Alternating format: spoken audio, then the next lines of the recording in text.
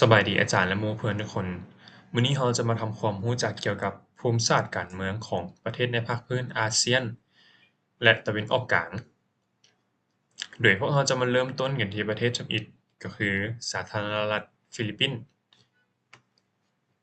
และหัวข้อแรกที่เราจะนำเสนอก็คือข้อมูลทั่วไปของประเทศฟิลิปปินส์ถ้าพวกเราเบิ่งตามรูปภาพสไลด์แล้วก็จะเห็นว่าจะมีความสิวิไลซ์ของเมืองหลวงที่มีชื่อว่ามะนิลา ซึ่งเป็นศูนย์กลางของทุกๆด้านบ่ว่าจะเป็นด้านการเมืองเศรษฐกิจและวัฒนธรรมฟิลิปปินส์เป็นประเทศหนึ่งที่เป็นหมู่เกาะขนาดใหญ่และมีเนื้อที่กว้างประมาณ 300,000 กิโลตารเมตรและประกอบด้วยเกาะน้อยทั้งเกาะใหญ่รวมๆกันก็ประมาณ 7,641 หมู่เกาะถือว่าเป็นประเทศหนึ่งที่มีเกาะหลายที่สุดในโลกสำหรับด้านประชากร ปัจจุบันฟิลิปปินส์มีประชากรหนาแน่นหลายประมาณ119ล้านคนก็ถือว่าเป็นประเทศหนึ่งที่มีประชากรหลายเป็นอันดับที่2ในอาเซียนรองจากอินโดนีเซียจุดเด่นสำคัญของประเทศฟิลิปปินส์และของประชากรฟิลิปปินส์นั่นก็คือเรื่องของภาษาก็จะมีภาษาทางการอยู่2ภาษาภาษาแรกก็คือภาษาฟิลิปปินส์หรือ Tagalog ซึ่งเป็นภาษาประจำชาติต่อมาก็คือเป็นภาษาอังกฤษ การที่ภาษาอังกฤษเป็นภาษาทางการเฮ็ดให้ประชาชนส่วนใหญ่สื่อสารภาษาอังกฤษได้ดีและเป็นข้อได้เปรียบในเวทีสากลหลายคนก็อาจจะสงสัยว่าเป็นหยังฟิลิปปินส์เขาเจ้าคือเก่งภาษาอังกฤษแท้ย้อนว่าในอดีตฟิลิปปินส์เคยตกเป็นหัวเมืองขึ้นของสหรัฐอเมริกาเลยเฮ็ดให้ภาษาอังกฤษนั้นเข้ามามีบทบาทในช่วงนั้นจนมาฮอดปัจจุบันนี่แหละ ส่วนด้านวัฒนธรรมและศาสนาฟิลิปปินส์มีประวัติศาสตร์ที่เคยตกเป็นหัวเมืองขึ้นของสเปนเป็นเวลาดนประมาณ300กว่าปีต่อมาก็ตกเป็นหัวเมืองขึ้นของคือได้เว้าไปสหรัฐอเมริกาจึงเฮ็ดให้วัฒนธรรมมีการผสมผสานกันระหว่างตะเวนตกและตะเวนออกโดยประชากรส่วนใหญ่มันจะนับถือศาสนาคริสต์ ส่วนสกุลเงินที่ใช้ในประเทศฟิลิปปินส์ก็คือสกุลเงินเปโซฟิลิปปินส์เป็นเขาเจ้าใช้สกุลนี้ในการขับเคลื่อนเศรษฐกิจต่อมาเราจะเข้าถึงข้อที่2ที่ตั้งและภูมิประเทศและภูมิอากาศจากรูปภาพแผนที่ก็จะเห็นชัดได้ว่าฟิลิปปินส์ตั้งอยู่ระหว่างทะเลฟิลิปปินส์และทะเลจีนใต้ที่ตั้งที่มีความสำคัญทางยุทธศาสตร์หลายเพราะเป็นเส้นทางเดินเรือและ ป่องเยี่ยมการค้าที่เชื่อมต่อมหาสมุทรแปซิฟิกไปสู่ภาคพื้นอื่นๆ แต่ในขณะเดียวกันมันก็เป็นจุดเสี่ยงทางความมั่นคงย่อมมีข้อขัดแย้งทางเขตแดนทางทะเลกับหลายประเทศ ลักษณะภูมิประเทศส่วนใหญ่ก็สิเป็นภูเขาสูงชันและมีเนินภูโดยมีพื้นเทียงพื้นราบเทียงมีแต่บางส่วนเท่านั้น ด้วยความที่เป็นประเทศหมู่เกาะเนาะเขาเจ้าจึงมีแนวชายฝั่งทะเลที่ยาว ลักษณะภูมิประเทศส่วนใหญ่ของฟิลิปปินส์มันจะเป็นภูเขาสูงชันและมีเนินภูโดยจะมีเพียงพื้นราบเพียงนะจะมีแต่บางส่วนมีน้อยด้วยความที่เป็นประเทศหมู่เกาะเขาเจ้าจึงมีแนวชายฝั่งที่ยาวหลายกว่าประมาณ 36,000 กิโลเมตรนี่แหละ แต่มันก็เหมาะสมที่สุดในการเฮ็ดประมงการหาปลาและการพัฒนาเป็นท่าเรือขนส่งเรื่องสินค้าระหว่างประเทศสำหรับภูมิอากาศจะมี2ฤดูคือฤดูฝนและฤดูแล้งฤดูแล้งจะมาในเดือนธันวาหาเดือนพฤษภาอากาศมันจะร้อนและแห้งส่วนช่วงที่ร้อนที่สุดมันจะเป็นเดือนมีนาหาพฤษภา สำหรับฤดูฝนจะมาในเดือนมิถุนาหาเดือนพฤศจิกมีฝนตกหลายและเป็นช่วงที่พายุไต้ฝุ่นเข้าฟิลิปปินส์เรื่อยๆแต่สิ่งที่ท้าทายที่สุดในทางภูมิศาสตร์การเมืองและการพัฒนาของประเทศฟิลิปปินส์ก็คือภัยธรรมชาติย้อนฟิลิปปินส์ตั้งอยู่ในเขตวงแหวนไฟและเป็นแนวปะทะที่ร้ายแรงของพายุในมหาสมุทรแปซิฟิก เฮ็ดให้ประเทศนี้ต้องเผชิญกับพายุไต้ฝุ่นเฉลี่ยปีละ20ลูกต่อปี บวกกับมีแผ่นดินไหวแล้วก็ภูเขาไฟระเบิดอยู่เรื่อยๆซึ่งมันก็ส่งผลกระทบโดยตรงต่อเศรษฐกิจและก็ชีวิตการเป็นอยู่ของประชาชน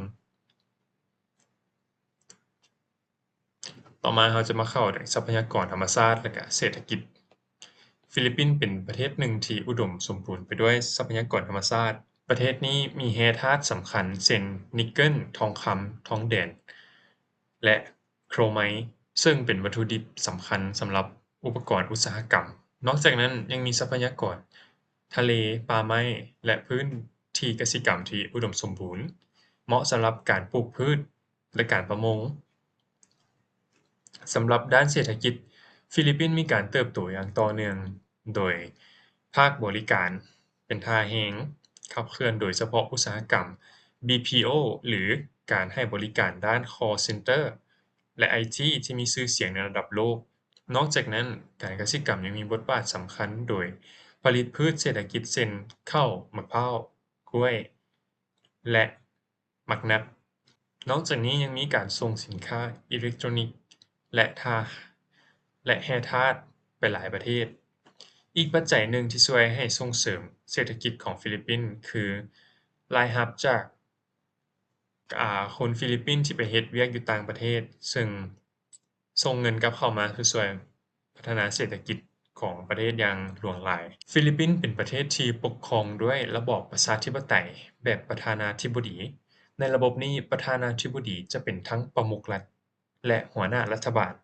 รับผิดชอบในการนำพาประเทศบริหารรัฐบาลและดำเนินนโยบายต่างๆประธานาธิบดีถูกเลือกตั้งโดยการลงคะแนนเสียงของประชาชนการดำรงตำแหน่งนั้นระยะเวลาประมาณ6ปีระบบการเมืองของฟิลิปปินส์แม้นจะแบ่งอำนาจออกเป็น3ฝ่ายอย่างชัดเจนเพื่อให้มีความทุนเดียง ฝ่ายทำอิฐก็คือฝ่ายนิติบัญญัติหรือรัฐสภามีหน้าที่ออกกฎหมายพิจารณางบประมาณและตรวจสอบการเฮ็ดเวียกของฝ่ายบริหารรัฐสภาของฟิลิปปินส์ประกอบด้วย2สภาคือวุฒิสภาและสภาผู้แทนราษฎรฝ่ายที่2คือฝ่ายบริหารนำพาโดยประธานาธิบดีหรือพร้อมคณะรัฐมนตรี มีหน้าที่นำออกกฎหมายไปปฏิบัติบริหารประเทศพัฒนาเศรษฐกิจและรักษาความสงบและดูแลความสัมพันธ์กับต่างประเทศฝ่ายที่3แม้นจะเป็นฝ่ายตุลาการและศาลยุติธรรมมีหน้าที่ตีความหมายของกฎหมายตัดสินคดีและปกป้องความยุติธรรมเพื่อให้ทุกคนอยู่ภายใต้กฎหมายอย่างเท่าเทียมนอกจากนั้นฟิลิปปินส์ก็ยังแบ่งการปกครองเป็นแขวงเมืองเทศบาลซึ่งเป็นหน่วยการปกครองขั้นพื้นฐานที่ให้การบริหารเข้าถึงประชาชนได้ทั่วถึงระบบการเมืองของฟิลิปปินส์มันจะเน้นประชาธิปไตยการแบ่งแยกอำนาจและการตรวจสอบระหว่างองค์การต่างๆระบอบนี้เป็นพื้นฐานสำคัญที่ช่วยส่งเสริมความมั่นคงการพัฒนาและการมีส่วนร่วมของประชาชนในการบริหารประเทศ ต่อมาเราก็จะเข้าถึงหัวข้อสุดท้ายของฟิลิปปินส์ก็คือบทบาทของฟิลิปปินส์ต่อกับประเทศลาวฟิลิปปินส์และลาวเป็นสมาชิกอาเซียนจะมีความร่วมมืออย่างใกล้ชิดในหลายด้านโดยยึดมั่นหลักการของอาเซียนเช่นความเคารพเอกราชของแต่ละประเทศการบ่แทรกแซงกิจการภายในและการแก้ไขปัญหาด้วยสันติวิธีในด้านการเมืองทั้งสองประเทศมีการแลกเปลี่ยนการเยี่ยมยามระดับผู้นำและเจ้าหน้าที่อย่างสม่ำเสมอเพื่อเสริมสร้างความเข้าใจและพัฒนาความสัมพันธ์ระหว่างสองประเทศในด้านเศรษฐกิจฟิลิปปินส์และลาวมีการค้าและการลงทุนร่วมกันถึงแม้มูลค่าการค้ายังบ่สูงแต่ทั้งสองฝ่ายก็มีความพยายามขยายความขยายความร่วมมือในด้านกสิกรรมการท่องเที่ยวการค้าและการลงทุน นอกจากนั้นฟิลิปปินส์ก็ยังให้ทุนการศึกษาและโครงการฝึกอบรมแก่บุคลากรของลาวในหลายแขนงเช่นอ่าการบริหารของภาครัฐสาธารณสุขการศึกษาและการพัฒนาทรัพยากรมนุษย์โดยสรุปแล้วก็ความสัมพันธ์ของระหว่างฟิลิปปินส์และลาวเป็นความสัมพันธ์ที่ดีและมีความร่วมมืออย่างต่อเนื่องในกรอบของอาเซียนเพื่อส่งเสริมสันติภาพความมั่นคงและการพัฒนาร่วมมือกันของภาคพื้น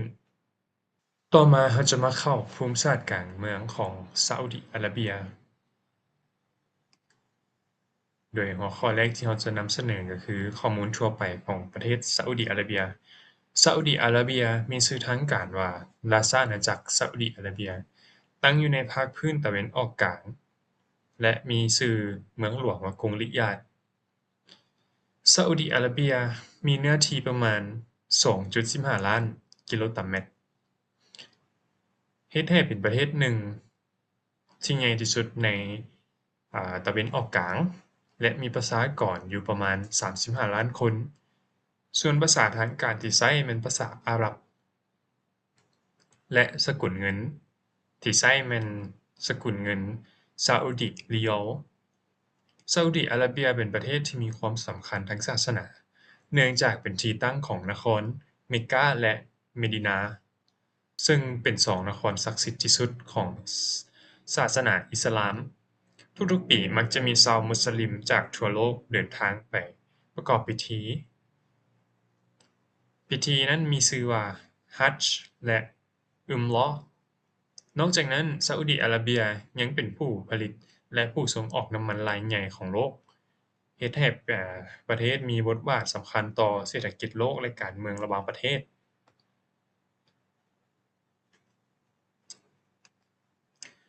ต่อมาเราจะมาเข้าที่ตั้งประเทศและภูมิอากาศซาอุดิอาระเบียตั้งอยู่ในแหลมอาระเบียทางภาคตะวันตกเฉียงใต้ของทวีปอาซีและเป็นประเทศที่มีเนื้อที่ใหญ่ที่สุดในตะวันออกกลางประเทศนี้มีชายแดนติดกับหลายประเทศประกอบมีจอร์แดนอิรักคูเวตกาตาร์บาห์เรนสหรัฐอาหรับเอมิเรตส์โอมานและเยเมนทางด้านตะวันตกติดกับทะเลแดงและทางตะวันออกติดกับอ่าวอาหรับที่ตั้งนี้มักเฮ็ดให้ซาอุดิอาระเบียเป็นจุดเชื่อมต่อที่สำคัญของระหว่างอาซีเอโรปและแอฟริกาส่วนภูมิอากาศซาอุดิอาระเบียมีภูมิอากาศแบบทะเลทรายส่วนหลายมันจะมี2ฤดูคือฤดูร้อนกับฤดูหนาวฤดูร้อนมันจะมาในประมาณเดือนเมษาหาเดือนตุลาอากาศมันจะร้อนหลายและแห้งแล้งอุณหภูมิกลางเว้น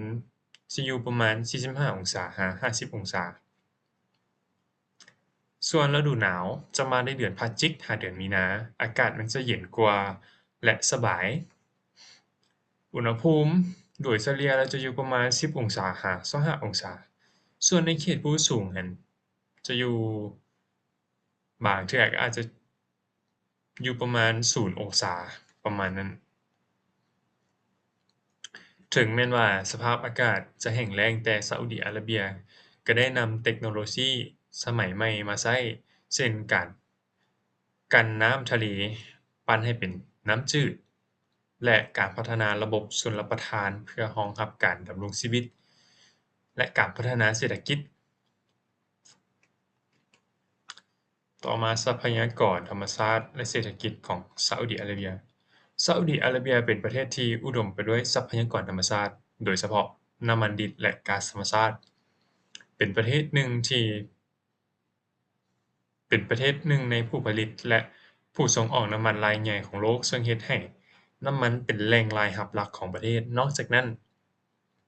ยังมีแร่ธาตุอื่นๆที่สำคัญเช่นคำฟอสเฟตบออกไซด์และแร่โลหะอื่นๆที่ช่วยส่งเสริมอุตสาหกรรมภายในประเทศ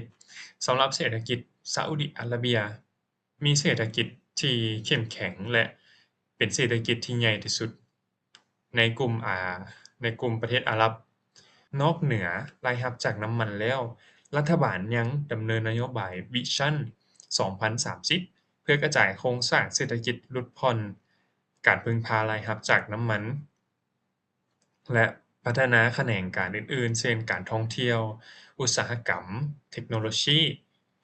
และการขนส่ง และพลังงานสะอาด นอกจากนี้การท่องเที่ยวก็เป็นแขนงการที่กำลังเติบโตในทุกๆปีของซาอุดิอาระเบีย จะมีชาวมุสลิมหลายล้านคนที่เดินมาประกอบพิธีทางศาสนา มันก็เป็นอีกทางหนึ่งที่สร้างรายรับให้แก่ประเทศได้ซาอุดิอาระเบียมีพื้นฐานเศรษฐกิจที่แข็งแรงจากทรัพยากรน้ำมัน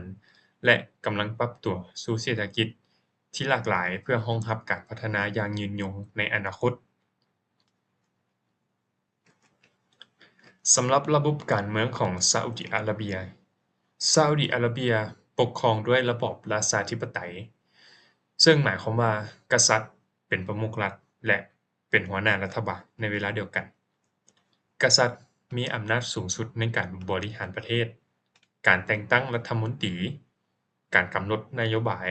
และการออกกฎหมาย ระบบการเมืองของซาอุดิอาระเบียแม่นอิงตามใช้กฎหมายอิสลามที่มาจากคัมภีร์อัลกุรอานและคำสอนของศาสดามุฮัมมัด